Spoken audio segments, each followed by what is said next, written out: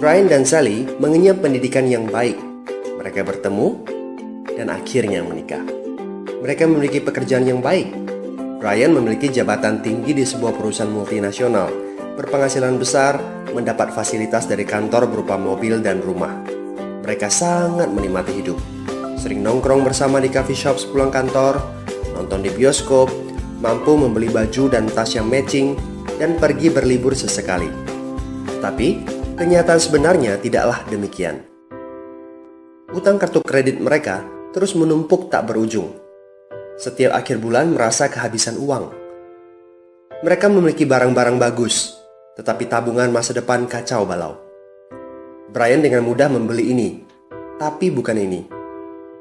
Tabungan 100 juta pun rasanya masih jauh sekali. Sudah kerja lebih dari 10 tahun, tapi belum sanggup membeli rumah sendiri. Masih tinggal di rumah milik kantor dan mengendarai mobil milik kantor. Tanpa disadari, keluarga ini menggali lubang kemiskinan. Keuangan mereka hanya cukup untuk membiayai kehidupan keluarga saat ini. Mereka harus terus bekerja untuk menghasilkan uang. Pertanyaan yang paling ditakutkan adalah bagaimana jika mereka sudah tua, kemampuan bekerja sudah menurun, atau salah satu anggota keluarga terdiagnosa penyakit serius yang membutuhkan biaya yang sangat besar. Apakah kehidupan Brian dan Sally mencerminkan kehidupan Anda? Apakah saat ini Anda memiliki penghasilan tetapi sebelum akhir bulan sudah merasa kehabisan uang? Memiliki hutang berkepanjangan yang tidak ada habisnya? Memiliki barang-barang bagus tetapi khawatir karena tidak punya tabungan? Memiliki hidup yang berkecukupan tetapi khawatir tidak mampu menyekolahkan anak-anak dengan baik? Memiliki rumah tinggal tetapi berkemungkinan besar harus menjual rumah bagus ini karena tidak punya dana pensiun?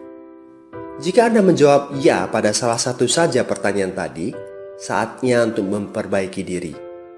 Mau jadi seperti apa kita ini kalau ternyata kita sebetulnya hanya gaya dari luar saja? Mau hidup kropos seperti ini sampai kapan? Aha, mari kita mulai menabung. Nah, apakah menabung saja cukup? Berapa banyak yang bisa Anda sisihkan untuk ditabung setiap bulan? Mari kita ambil contoh. Anda berencana untuk memiliki rumah dan mobil. Katakanlah harga rumah 600 juta dan harga mobil 200 juta. Jika Anda mampu menabung 5 juta per bulan, Anda membutuhkan 13 tahun untuk mendapatkan angka 800 juta. Masalahnya, inflasi membuat harga rumah dan mobil melambung tinggi. 800 juta akan menjadi 2,7 miliar 13 tahun kemudian.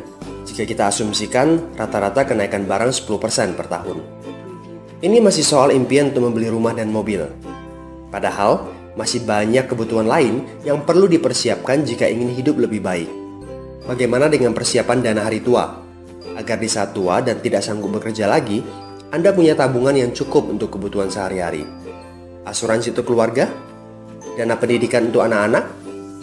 Dana tak terduga untuk keperluan dadakan jika dibutuhkan, seperti keluarga sakit, dan lain-lain.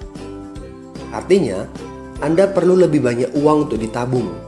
Bayangkan jika satu bulan Anda hanya bisa menabung kurang dari 5 juta.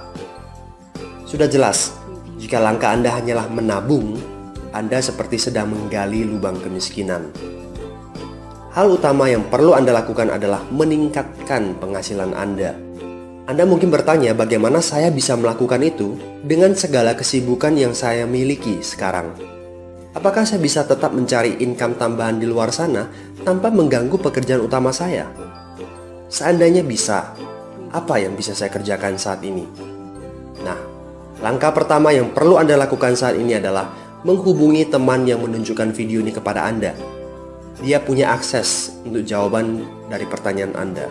Informasi itu yang Anda butuhkan saat ini. Terbukalah, seperti parasut, pikiran hanya dapat bekerja saat terbuka.